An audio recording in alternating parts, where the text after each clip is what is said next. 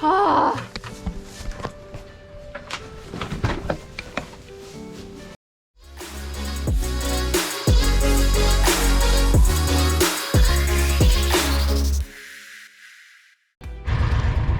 It's always something around here. I feel like this past few days, if it could break, it will. So I can't get the tailgate. Can't even talk. I couldn't get the tailgate open, so I'm gonna have to throw the pig bag or all the feed bags from inside the truck. Hopefully, make it into the bed of the mule. And we still have plumbing stuff back there, so I gotta clean that out too. At least move it around a little bit. But yep. So that's fun. It is so cold. Okay, let's try this again.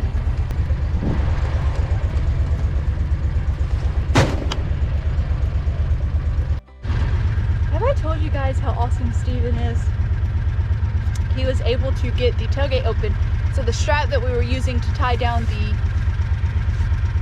the gas cans was stuck in the tailgate of the truck. So he got that unstuck after we had already unloaded all the pig feed and the goat feed. So we put all the goat feed in the trunk of the car actually. And the reason why we did that is because we haven't bought another feed bin big enough to hold all of that grain. And the mice that are in the shop, they like to chew holes through the bags and eat the feed, and we don't want that. We're not feeding the mice, we're feeding our babies. And the goats really don't eat that much grain, you know, outside of the fact from the cold weather they've been getting more, especially the mamas, because they have to be able to supply their milk for the babies. But the other goats, any other time, they're mostly pasture raised. It's rare that they get grain. They mostly get hay and whatever they can find grass wise. Pigs, they're on full grain, and then they had the hay that they were eating when we were out. Look, that's a good sign. That's a good sign. So the pigs' waters, those little nipples, they were actually frozen over, so that's a really, really good sign. What is that?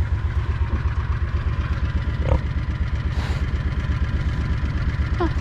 Anyways, but yeah, I don't know what that was. There was something on the water pipe. But yeah, that's a really good sign, meaning there's no busted pipes from them. Right, Kevin? You got you some good water. You want some feed? Even though you're already eating it all? Look at that. You ate all that chicken feed. Ready? You want some more? All right, let's get you set up.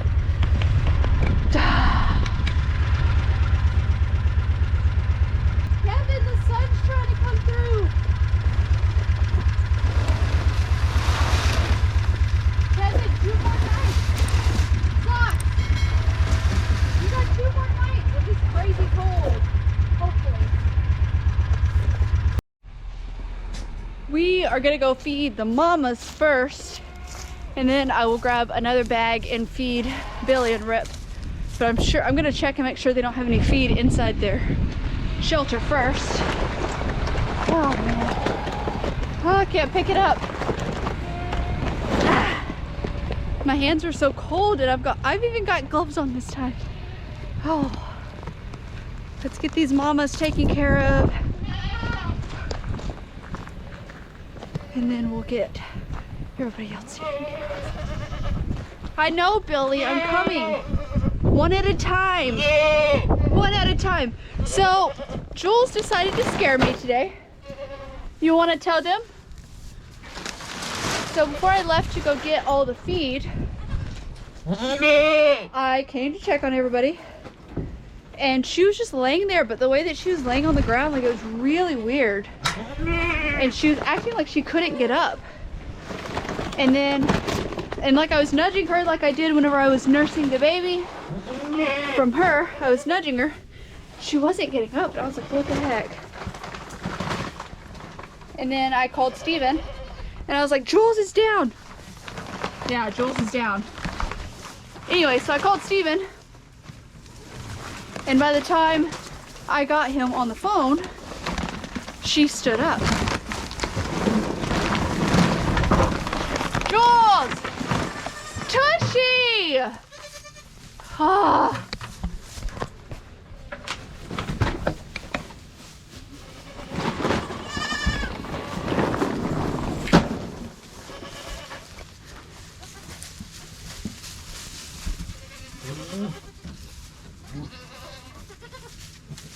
You're not supposed to be over here.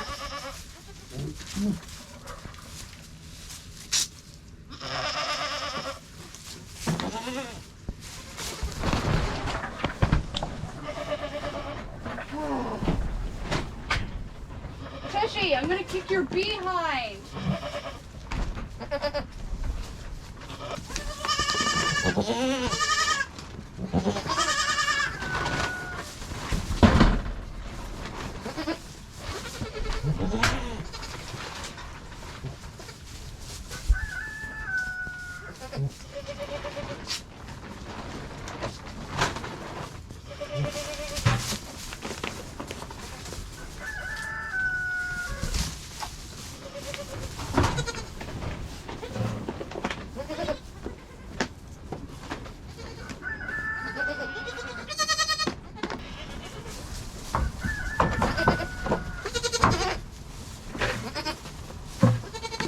Awesome. Thank you, Tushy. So that was eventful. Tushy's only done that one other time. While I was trying to feed Jules, she saw the feed because she needs feed as well. She jumped over this barricade. She has knocked this one loose. And because of that, well, the baby got back over here. There was the little boy from Jules' side got over there. Jules and Tushy were fighting just because Jules is very protective of the baby, so having her over here, she doesn't like that. And I was like, well, great, you know, fantastic. Thanks for doing that. Last time she did that, all I did was I grabbed her by the horns and I drug her over to her side. But look, we have tarps blocking that door, and so how I've been getting over there is just by climbing over this barricade. I know, you didn't behave yourself. So now she's eating the feed bag, and I'm gonna crawl over there now myself and feed her. That was eventful. You could have been nice to her. Hi, babies. Why couldn't you be nice? Yep, that's you. Now I gotta go feed over here. See? Tushy's eating all the feed.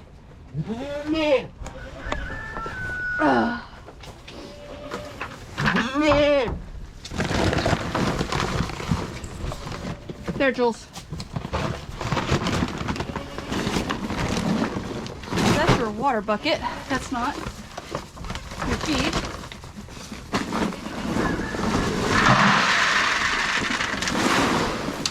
You don't climb over that fence either, ma'am.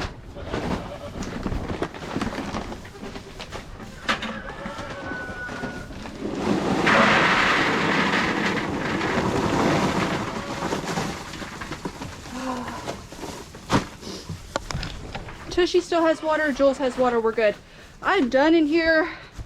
Now I gotta go feed Billy and Rip. I know they need feed. Tushy, I can't believe you did that. That's how you break a leg. You know that? We don't do that. Hi, baby. Actually, first I've got to go and get a nail. I might be able to use the one that's already there and hammer this in and fix it. So, yeah. It was supposed to be easy. Who's hollering? Who's hollering? Nobody got hurt. Everybody's good to go. They just... Tushy saw feed. She had feed this morning, but she clearly didn't have enough. And so she was just hungry, and she thought the best thing to do was jump over and get to the feed. But that's also a lessons learned on my part. Next time, I will just bring their buckets out, fill them with feed, and then put their buckets back in. And I'll start with Tushy's first. So that's a good lessons learned from myself. Steven actually came out because he was like, when I was at the well house, he was like, hey, can you check the well, you know, texting me and stuff like that. And I wasn't paying attention to my phone. So when I got over here, I read it because I was about to text him and be like, come help. And I just responded, I've got a slight situation. I can't check the well right now, which is pretty funny. And he came out and told me about the whole charade. And in the cold, I guess it's the cold, I'm not really sure, my car battery has died. So we gotta get that fixed too. Look, all the feed. Just gonna get it filled up in their little bucket. And hopefully I'll be done for the day out here. I checked on the the chickens and the ducks, and they have feed and they have water, especially now that their water has started to fall, which helps. It like freezes over in the nighttime when they're sleeping and then thaws during the day.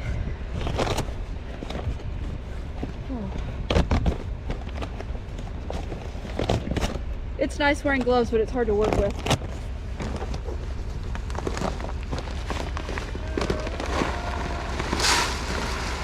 Oh, too much. Oops, that's okay. That'll be good. With a little extra. Help keep them warm.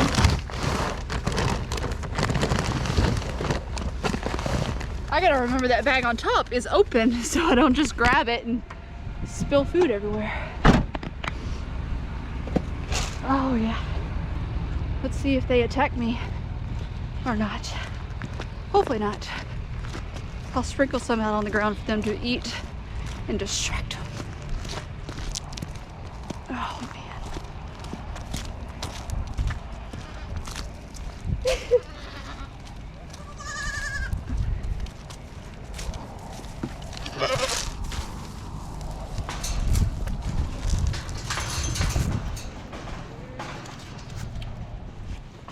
Okay, let's try this.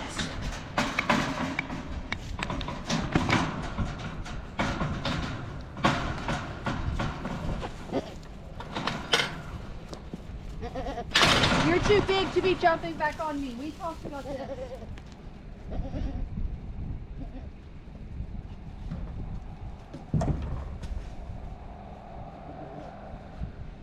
Woo.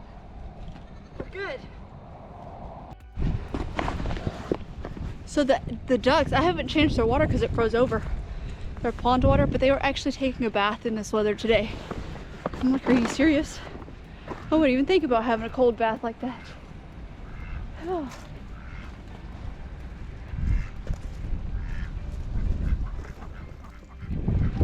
That was playing tricks on my eyes. Look, see this little thing right here? She was sleeping and her tail looked like her head was caught in the fence. And a small heart attack moment. Hey guys. Hey guys. So they're good on food and water, like I thought. Oh man. I am gonna go get warm in our nice toasty house. If you guys don't have electricity, we are still praying for you guys. I know we're really blessed through all this, even with the small inconveniences that we did have. We are praying for everyone going through this cold, honestly, because it's miserable. Us people down south, or all over Texas, really, we're not used to this type of weather, which it was a big shock for us.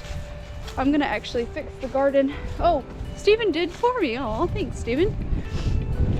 We are gonna just relax this evening and enjoy each other's company.